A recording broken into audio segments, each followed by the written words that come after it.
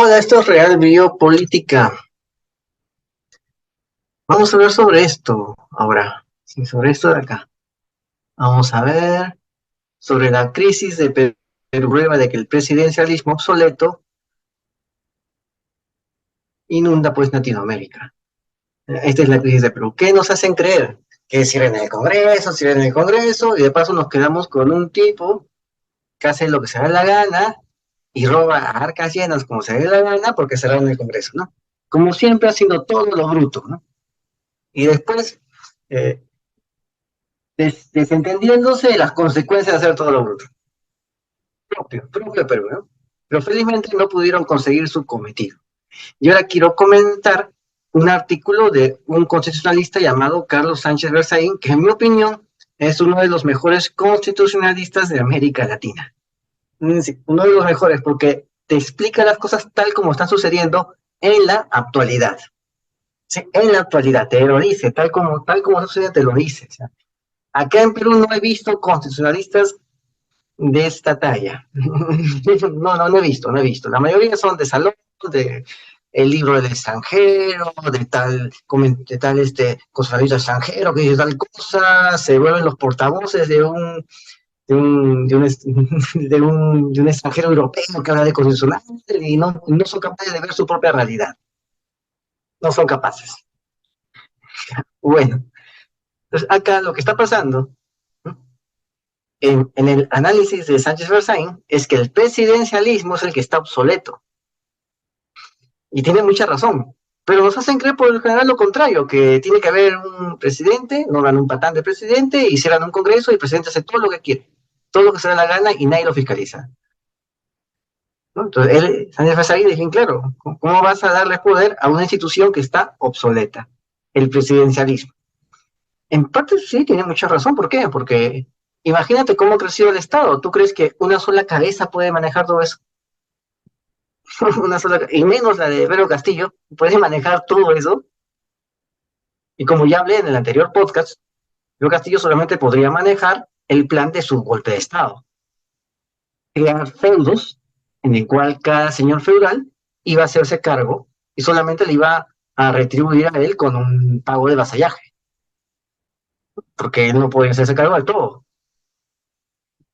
O sea, a eso íbamos a llegar, pero parece que la gente no se da cuenta o no quiere entender. Pero vamos a hablar sobre lo que explica Sánchez Berzaín aquí, que es bastante certero. Veamos. Acá explica que Boluarte tiene que ser una presidenta de transición y dar un gran acuerdo nacional para llevar al país a una reforma que avance al sistema parlamentario. Claro, porque esa es la única solución para librarnos del Castro, chavismo y las dictaduras de izquierda, que dicho sea de paso, trabajan junto con las oligarquías. Esas oligarquías que vas a encontrar bien descritas en mis 111 blogs del Casa Oligarcas. Sí, escritos por mí, Iván Ore Chávez, el Casa Oligarcas. Ahora yo te voy a decir quiénes fueron los que me pusieron más cabes para mis investigaciones contra la oligarquía peruana. No, no fueron ellos. Fue la misma izquierda. Los mismos comunistas fueron los que me pusieron bastantes cabes. ¿Tú crees que no?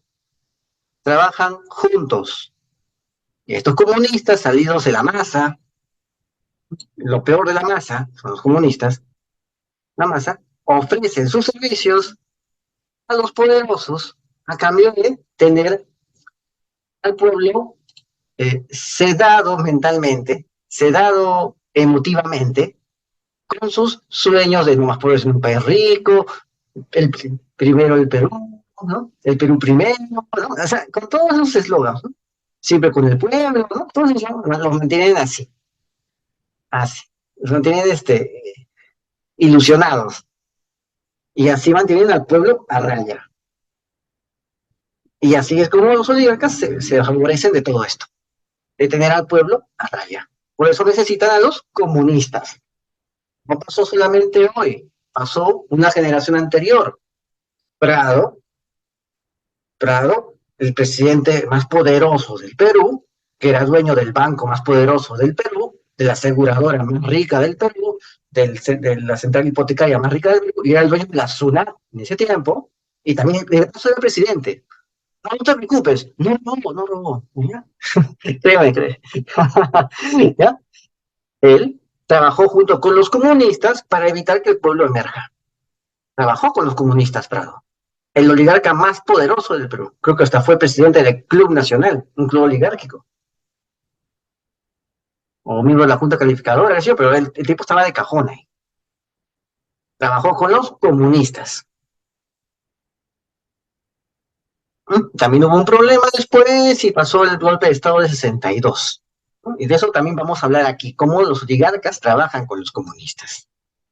Por eso los oligarcas no hacen nada cuando el Partido Comunista Peruano toma el control del magisterio peruano, de todo el profesorado, de todos los profesores que van a ir a enseñar en los colegios, primaria, secundaria. ¿No? Una gran cantidad de ellos son comunistas. Y la oligarquía no se molesta por eso. ¿Por qué? Porque sabe que la educación que va a dar un profesor comunista es de paupérrima calidad. Tan paupérrima su calidad que le van a creer a Pedro Castillo todas las tonterías que dice. Y si vas a darle una educación de paupérrima calidad al pueblo, entonces la oligarquía no se va a molestar en eso. Va a favorecer más bien que los comunistas tomen el control de la educación de los niños y adolescentes del país. ¿Y tú crees que se pelean entre sí? No, simplemente se reparten espacios. ¿Ok? Como te digo, quien habla, quien escribió el caso Oligarca 111, escribió un libro sobre la oligarquía, escribió 111 posts sobre la oligarquía peruana. Tuvo como grandes obstáculos puros cabes de gente ligada a la izquierda y al Partido Comunista Peruano. Así que no me digan que están enfrentados, no, trabajan juntos. Son los que nos han metido un cuento de Disney, tipo Ultraman, buenos contra malos, entonces no podemos entender bien lo que estamos de esto. Pero vamos a seguir hablando del tema de Sánchez Berzaín. Él nos dice, cuando Pedro Castillo determinó disolver el Congreso, crear un gobierno de emergencia nacional, convocar a elecciones con poder constituyente, gobernar por decreto ley, toque de queda, ojo, toque de queda, y reorganización del sistema judicial, se estaba proclamando dictador al arrogarse todo el poder del Estado. Situación que motivó su destitución, detención, procesamiento y sucesión por su vicepresidenta Dina Boluarte. 6 presidentes en 4 años muestran la crisis de gobernabilidad del Perú y prueban que el presidencialismo como sistema es obsoleto en América Latina. El problema no es el Congreso, que también es un problema, pero la raíz de todo esto es la presidencia, es el presidencialismo. Eso es lo que causa el problema. Mucho poder para tan poca cosa que entra ahí a gobernar. ¿Mm? Ahí está. Mucho poder para tan poca cosa. Pero como tiene todo el poder, más de uno se le arrodilla. ¿No? Como pasó con muchos. ¿No? Se le arrodillan, rozan el lomo en su nuevo poderoso y ladran al que critica a ese poderoso. Y son tratados tal como se portan por ese poderoso al quien adoran. Bueno, ¿qué más nos dice? El 7 de diciembre de 2022, el presidente constitucional del Perú se proclamaba dictador, horas antes de una sesión del Congreso cuya agenda era considerar la vacancia. Ya esto también hemos hablado, que no iban a ser vacados. Lo que pasó es que en ese mismo día, ya más o menos por ahí, su cajero había entregado el dinero como prueba de su testimonio ante las autoridades de justicia, la fiscalía. Y ya no había cómo pagar las lealtades de los vasallajes que había conseguido llevando una corte real, porque así ya se considera una especie de monarca, una especie de dinasta, ¿no? Ya iba a crear su dinastía. Suena ridículo, pero es lo que mostraba, ¿no? Entonces tenía su corte de 200 personas que viajaban con él a sus consejos de ministros descentralizados. 200 personas con él y gastaba una millonada. Entonces, ¿qué hacía? Ahí se crean lealtades. Ya no había cómo pagar las lealtades. Al toque vino el golpe de Estado. Yo creo que fue porque no tuvo cómo pagar las lealtades. más que por la vacancia, ¿no? Pero igual se dio el tema de la vacancia. El Congreso, entonces, ¿qué pasó?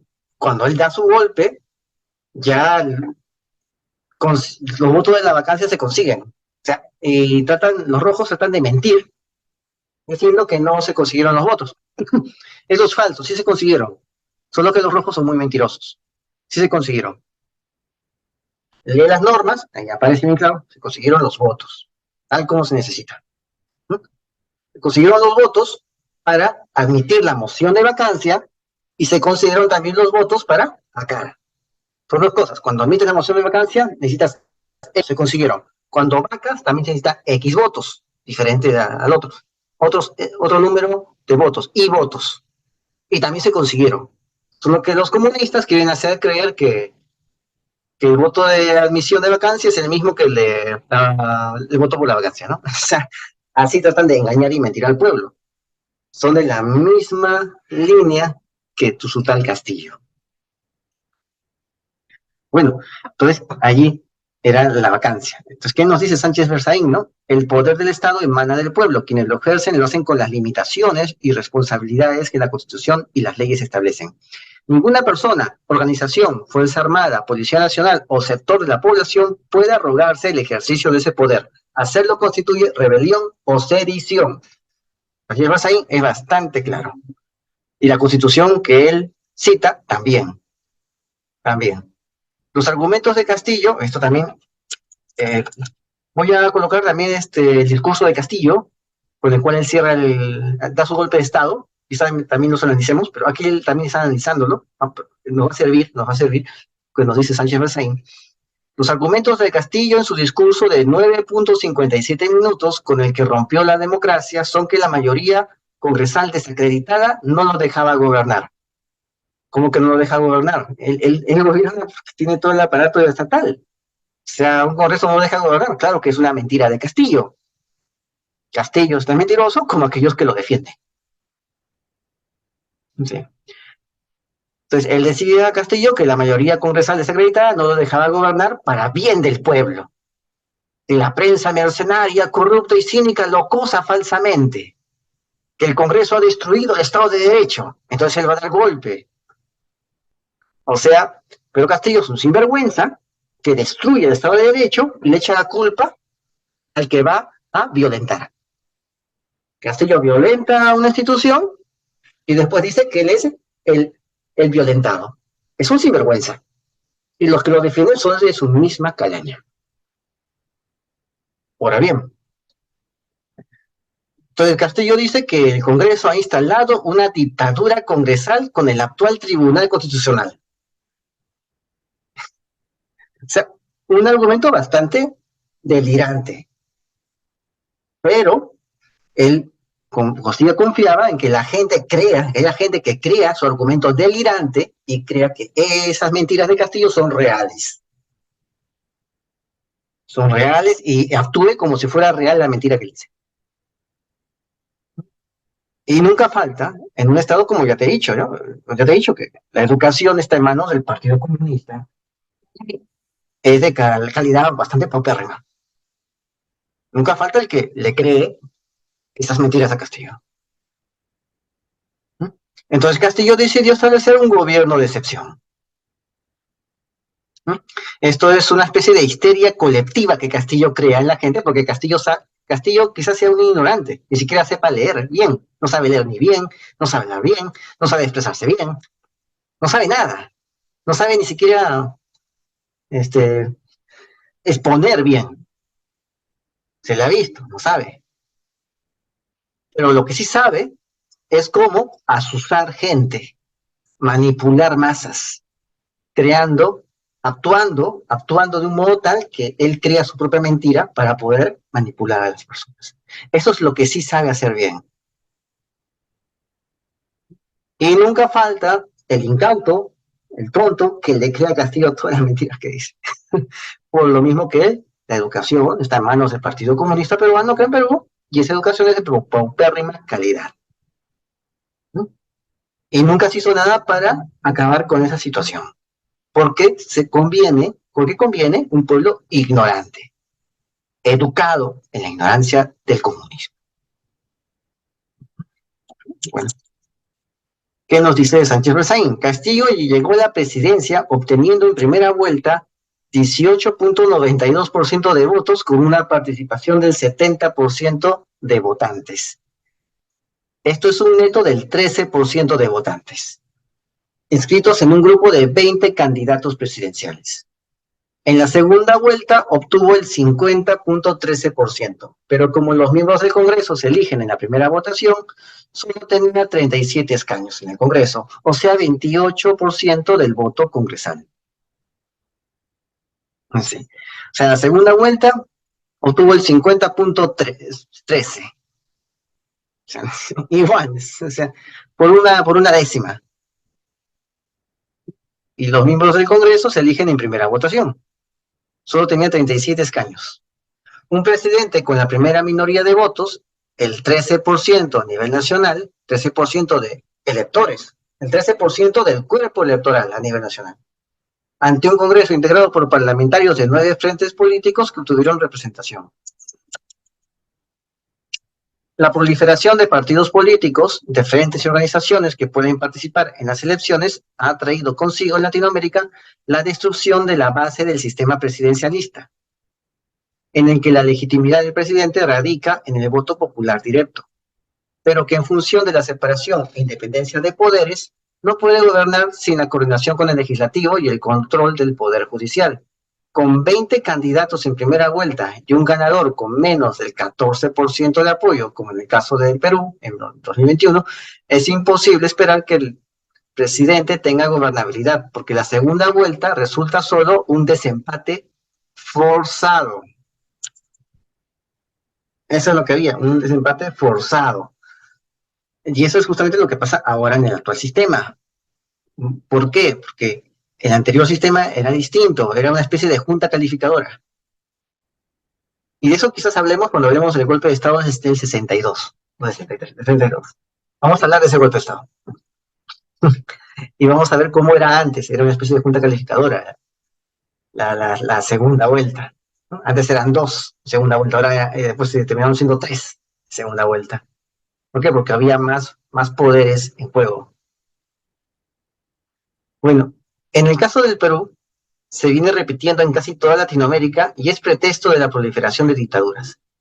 En algunos casos, como en Ecuador, Lazo obtuvo 27.91 en primera vuelta. Chile, Boric, obtuvo 25.83 en primera vuelta.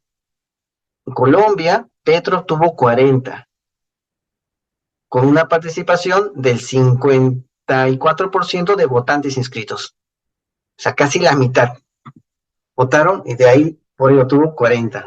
En otras palabras, Boric obtuvo un 25% de todo el cuerpo electoral, más o menos aproximadamente.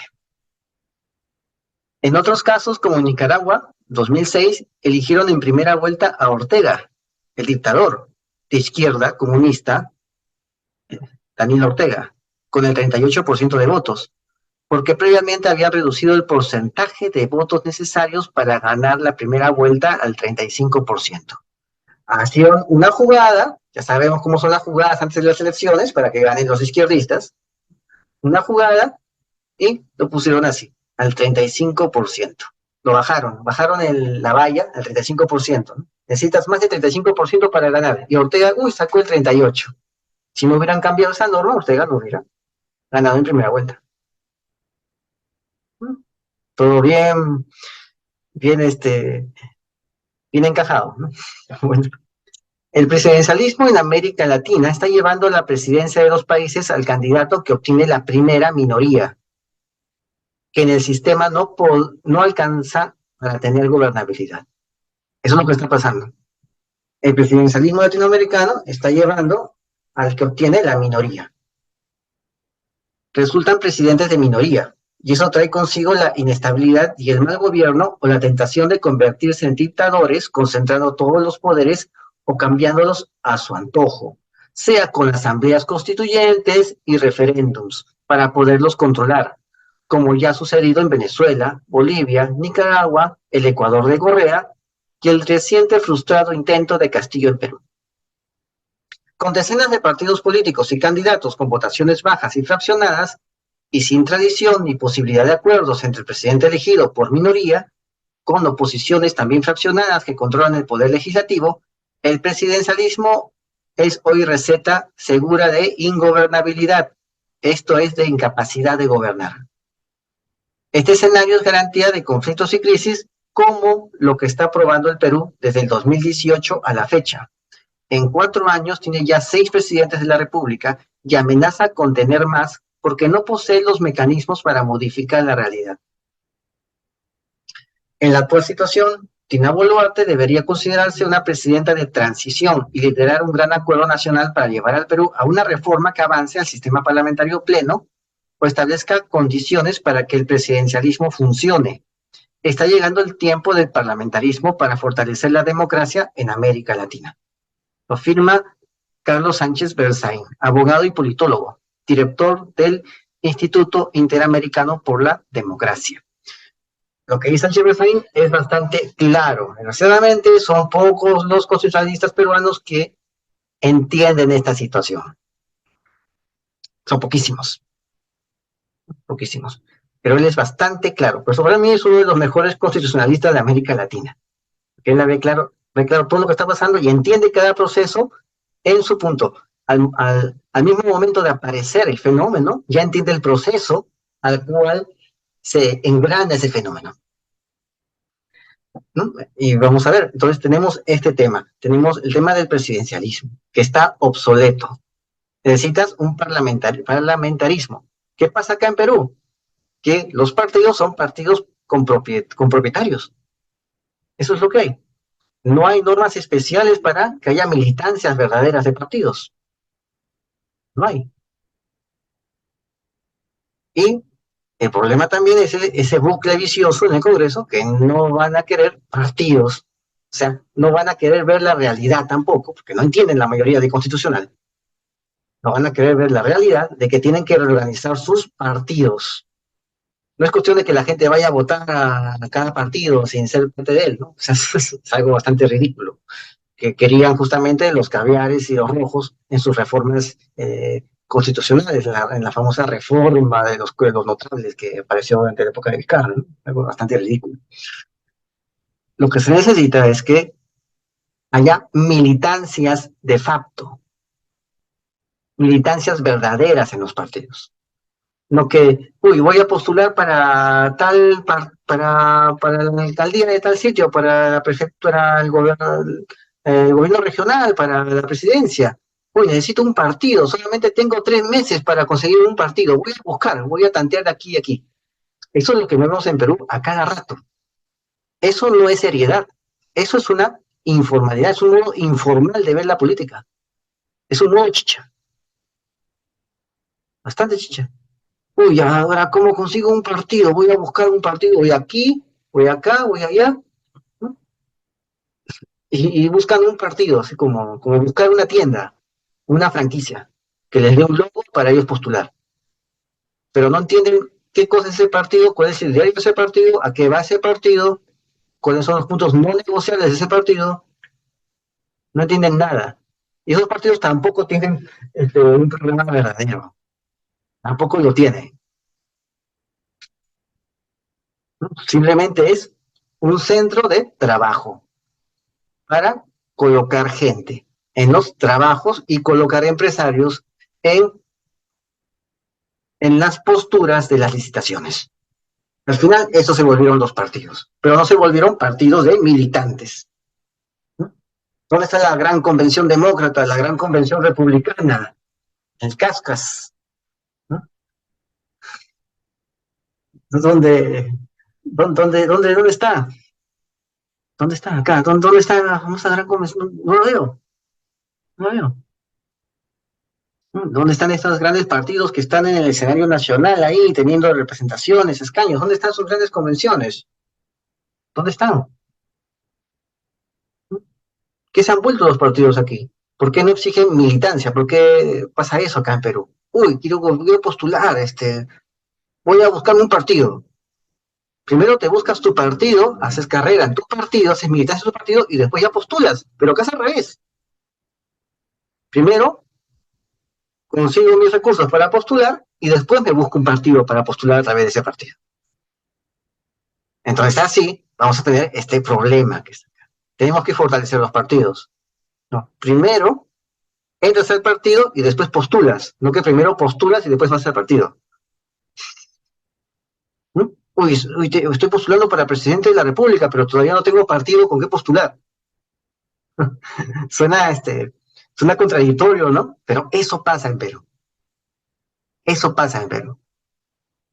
Son campañas cutres, campañas chichas. Y eso nos ha llevado a esta situación. ¿No? No es cosa de patear el tablero así a lo bestia, ¿no? No, porque justamente actuar a lo bestia es lo que ha ocasionado toda esta crisis. Es actuar de modo racional, pensando.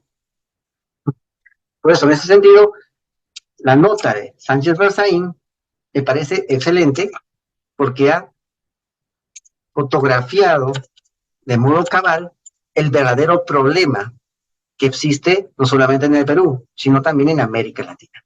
Así que con esta nota los dejo y nos vemos hasta otra ocasión. Suscríbete, comenta y comparte, hazlo viral y no te olvides, eso es Real Biopolítica, la verdad está a la vista. Saludos.